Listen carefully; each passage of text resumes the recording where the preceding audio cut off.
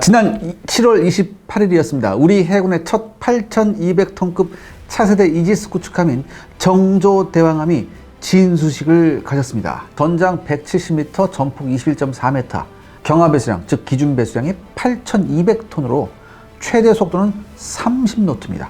전투 체계가 이지스 베이스라인 9으로 교체됐어요. BMD 5.1 체계가 추가되었어요. 2배나 커진 대형의 함수 소나, 그 다음에 견인식 저주파 능동 소나로 구성된 한국형 통합 음탄기 체계가 최초로 탑재되었죠. 승조원 감소와 충돌 및 데미지 컨트롤 부분에 상당히 신경을 썼다고 합니다. 해군 인수 운용을 거쳐서 정식 취역하게 되면 인원은 200명 수준으로 감축될 수 있다고 한국형 스마트 밸브와 LTE 통신 체계를 도입하게 됩니다. 또한 최첨단 충돌 방지 및 스텔스 시스템을 적용시키게 됩니다.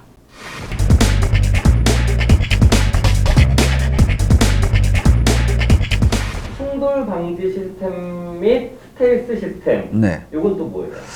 이 한국 해군은요, 인력 감소를 주문한과 동시에, 이게 한국 해군이 주문한 게 굉장히 많았어요. 진짜. 그러니까 인력 감소를 주문한과 동시에 다른 부분은 몰라도 함교 감시인원과 견시인원에 대한 인력 감축에 대해서는 아주 민감한 반응을 보였어요. 그러니까 다른 데서는 어떻게 자동화로 이렇게 되는데 이 견시 인력은 줄일 수 없다. 우리나라 근해는요, 워낙 선박 통행량이 많아요. 그리고 전쟁이 일어날 가능성보다는 민간 선박과 충돌 사고 위험성이 훨씬 높은 게 사실입니다. 이런 예가 근처 일본에서 있었어요. 2008년 2월 초에 당시 일본의 최신 이지스함인 아타고, 2008년 2월 초예요. 근데 이 아타고가 취역한 게 2007년이야. 1년도 안 됐을 때야. 이 2007년에 아타고가 하와이에서 미 해군 및 이지스 시스템의 제작사인 로키드 마틴에 의해서 각종 무장, 특히 주력 대공 무장인 SM-2 함대공 미사일의 운용 능력 시험을 성공적으로 마치고 돌아오고 있었어요. 그런데요, 2008년 2월 19일 새벽 4시, 일본 해안선에 약 40km까지 접근한 아타고의 견시가 바로 앞에서 녹색 등을 켠 채 조업하고 있는 어선 한 척을 발견합니다. 근데 문제는 뭐냐? 너무 늦게 발견했어요.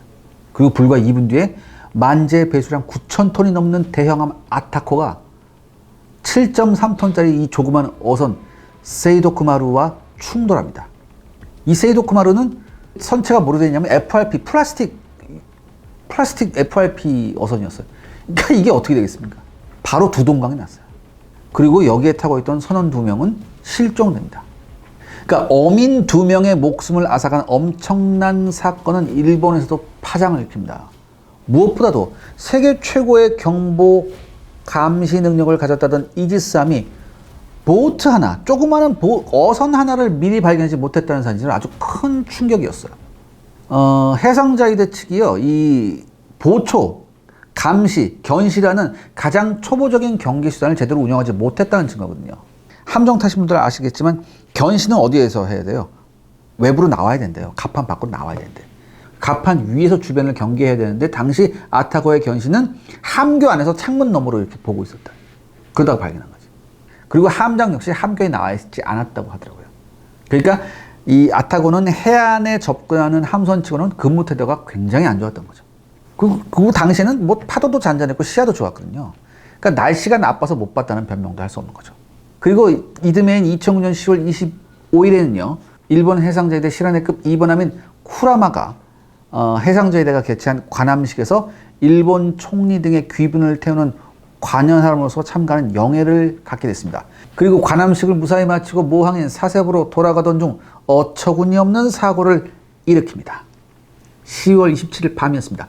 칸몬 해협을 통과하던 쿠라마의 맞은편에서 우리나라 국적의 컨테이너 화물선 카리나 스타워가 항로 중앙에서 느린 속도로 항해하던 파나마 선적의 화물선을 오른쪽에서 앞지르려다 화물선이 방향을 꺾는 바람에 급하게 왼쪽으로 꺾어야 했었어요. 근데 하필이면 그 코스가 맞은편에서는 쿠라마의 항로였습니다. 그러니까 어떻게 해요? 거의 정면 충돌했어요. 그러니까 쿠라마가 부딪힌 자리는 선수였어요. 근데 선수 부분의 파손 그 자체도 컸지만 하필이면 그 자리가 페인트와 신너 등의 인화물질이 보관되어 있었던 곳이에요. 그러니까 곧바로 여기서 화재가 일어났어요. 그러니까 10시간이 지나서야 진화에 성공을 했어요. 그 과정에서 6명의 승무원이 부상했고 그 전투정보실까지 이제 불이 붙어가지고 아주 엉망진창이었대요. 그나마 이 탄약고에 불이 옮겨 붙거나 CIC에 인하되는 최악의 사태는 면할 수 있었습니다. 하지만 이게 굉장히 수리비가 많이 나왔대요.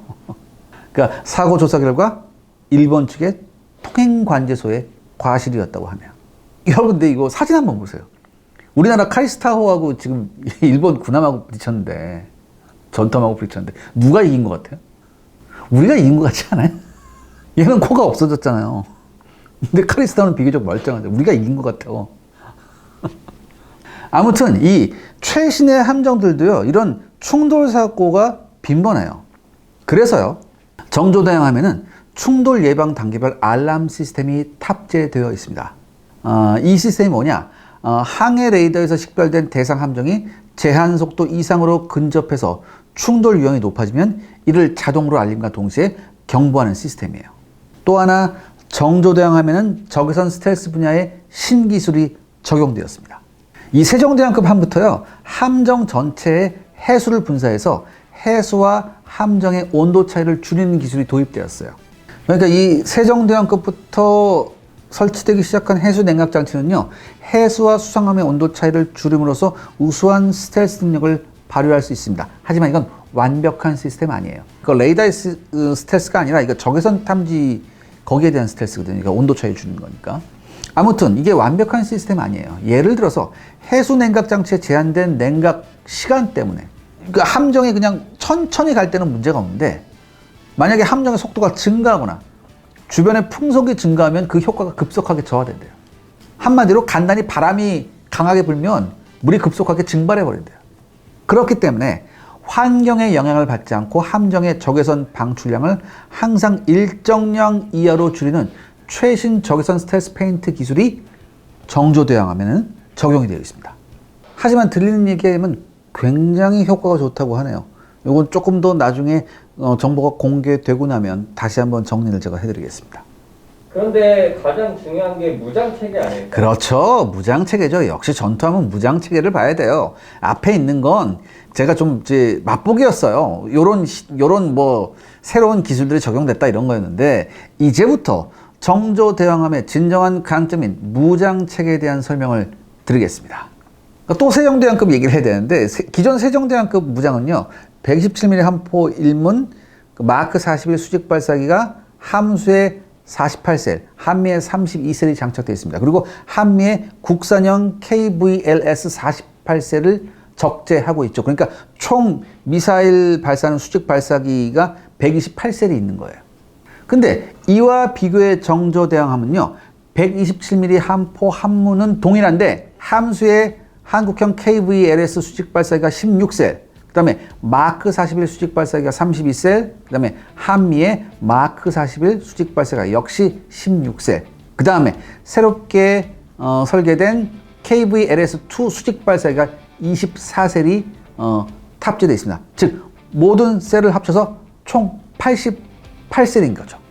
또한 세종대왕급이 해성 대함 미사일, 일각에서는 한판 하푼스키라고 해요. 하푼스키. 하푼스키가 뭐냐면 하푼을 베낀 게 이제 러시아 애들이 베낀 게 하푼스키인데, 요거의 영향을 많이 받았거든요. 하푼보다는 러시아의 영향을 많이 받았어요. 그래서 한국판 하푼스키인데, 아무튼 이 해성 대함 미사일 발사기를 16발을 탑재하고 있어요. 근데 정조대왕함은요, 8발로 감소했어요. 그러니까 이렇게 보면은 기존 세종대왕함에서 전체적으로 무장이 감소했다, 이렇게 보여지거든요. 근데 과연 그럴까요? 그런 것이 아닙니다. 먼저 대함 미사일은요, 현재 개발이 거의 마무리 단계에 있는 한국형 초음속 함대함 미사일이 곧 배치되기 때문이에요. 근데 이 초음속 함대함 미사일은요, 이게 기존에 이게 대함 미사일 발사관이 아니라 수직 발사형이에요. 그러니까 셀에 들어간단 말이죠. 그러니까 발사기 숫자만 줄어들었을 뿐 한국형 초음속 대함 미사일의 성능은 기존의 아음속 대함 미사일보다 월등하거든요. 그러니까 이게 뭐 무장의 약화가 아니다. 추가로 국방과학연구소 주도하에 해성 대함미사일의 사거리 연장 및 무장 데이터 링크 연구가 진행 중이거든요. 그러니까 향후 발전형 해성 대함미사일이 장착될 것이다, 이렇게 보시면 되고요. 그 다음에 이제 수직 발사관 이야기예요. 왜냐하면 수직 발사관 셀도 줄었거든. 근데 이 세종대왕급 이 128세대 수직 발사기는요, 현실적으로 해군 내부에서도 너무 과도한 무장이라는 비판이 많았다고 하더라고요. 그러니까 예를 들어서 거의 동급의 미국 알레이버크급 이지스함은 90에서 96셀. 그래서 기존 한국형 수직 발사관을 사용함과 동시에 더욱 용적이 커진 KVLS-2 수직 발사기를 채택한 거예요. 그러니까 왜 그럼 용적이 커진 걸 채택하느냐? 앞으로 나올 무장들이 보다 대형화된 차세대 한국형 무장을 사용하게 되거든요. 그렇기 때문에 이것을 감안해서 훨씬 용적이 큰 한국형 수직 발사기를 채택한 겁니다. 그러니까 한마디로 더 강력한 무기를 실기 위한 현실화라고 보시면 돼요. 그리고 대공전 체계는 뭐가 있을까요? 네, 이 정조대왕함의 마스트 상배는요, X밴드 대역의 3차원 대공 레이더인 SPS-560K 레이더가 탑재되어 있습니다. 여러분, 이지스 레이더인 스파이-1DV 이 레이더는요, S밴드 레이더예요. 제가 예전에 한번 X밴드, S밴드 레이더 얘기한 적이 있었죠. 그러니까 이 S밴드는 원거리의 표적의 탐지와 추적에 유리해요. 멀리 있는 거. 반면 SPS-560K 레이더는 X밴드 레이더예요. 그렇기 때문에 근거리의 표적 포착과 작은 물체 탐지에 유리하죠. 그렇기 때문에 이 S밴드하고 X밴드를 항상 병용해야 돼요. 그리고 어떤 물체를 포착해서 요격미사일을 날리기 위해선 X밴드 레이더로 잡아서 포착해서 날려야 되거든요. 그런데 이 새롭게 탑재된 SPS-560K 레이더에는 그동안에 우리가 뭘 썼었냐면 림116 램을 썼어요. 이게 뭐냐면 이제 적 대한미사일 나왔을 때 대한미사일 이제 요격하기 위한 그 미사일인데 요거를 설치를 안 했다고. 요거 대신에 우리가 뭘 설치했냐? 한국형 해공 함대공 미사일을 설치했어요. 그래서 요거를 쓰기 위해서 SPS-560K를 이제 패키지 같이 세트로 들어온 거예요. 근데 기존의 한국 해군이 사용하던 3차원 대공 레이더는요, SPS-540K예요. 근데 이 SPS-540K는요, 이제 함정이 만약에 심하게 흔들리잖아요. 그 흔들림 때문에 제대로 표적 추적을 유지하지 못하는 단점이 있었습니다. 그래서 이런 문제에 대응해서 제조사인 LIG 넥스원은 악천 후 흔들림 보상 소프트웨어를 강화했어요. 또 하나 핵심 부품들의 국산화까지 성공하죠. 그리고 그래서 이 모든 성능 문제를 해결한 SPS-560K를 개발해서 배치하게 된 겁니다.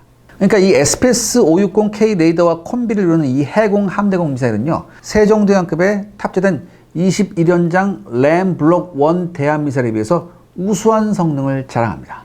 이 해공 단거리 함대공 미사일은요, 그 사정거리가 아음속 표적을 상대로는 약 12km 수준입니다. 그러니까 기존에 썼던 램 블록 1의 사거리가 9km였거든요. 아음속 표적 상대로서. 그러니까 이게 3km 정도 늘어난 거죠. 그리고 한국형 모델이므로 전체 수명주기 운용 비용도 훨씬 저렴합니다. 다만 초음속 대함미사일에 대응하는 검증은 좀 더 필요하다고 하네요. 그런데 제가 말씀드렸죠. 이 SPS-560K가 해공하고 세트로 들어왔다고, 이제 콤비다고. 이 해공은 SPS-560K에만 이제 적용이 되느냐? 그렇지는 않습니다. 국방과학연구소하고 하나시스템은요, 미국제 베이스라인 9 이지스 전투 체계와 다양한 한국형 무기 체계를 최대한 통합시켰다고 하네요. 뭐 완벽하긴 아닌데 그래도 최대한 통합시켰대요. 그래서 해공 함대공 미사일도 이지스 전투 지휘 체계 안에서 대공정 체계의 일부로 작동할 수 있다고 합니다. 다시 말해서 SM-2 함대공 미사일이 놓친 표적을 해공이 요격하는 형태로 작동한다는 것이죠. 드디어 이지스함의 무기인 SM 미사일이 나왔네요. 네, 맞습니다. 이지스함의 진정한 주목은요, 바로 이 SM 계열 미사일이죠. 에스파의 SM 아닙니다, 여러분들. SM 자꾸 아니에요. 카리나의 SM은 아니에요. 이 정조대왕함은요, SM-2MR 블록 3B 함대공 미사일과 SM-6 장거리 함대공 미사일을 탑재합니다. 이 SM-2MR 블록 3B는요, 측면에 적외선 탐색기가 추가되어 있어서 요격률이 향상된 버전이에요. 그동안 한국 해군이 보유한 가장 최첨단의 장거리 함대공 미사일이었죠. 사거리는 167km 정도 나옵니다. 그런데요, 정조대왕하면요, SM-2뿐만 아니라 SM-6 미사일이 새롭게 탑재가 됩니다. 사실 이번 영상의 핵심이라고 할 수 있는 무기체계가 바로 SM-6 미사일이죠. 그래서 이 SM-6 미사일에 대해서 소상히 알아볼 필요가 있습니다.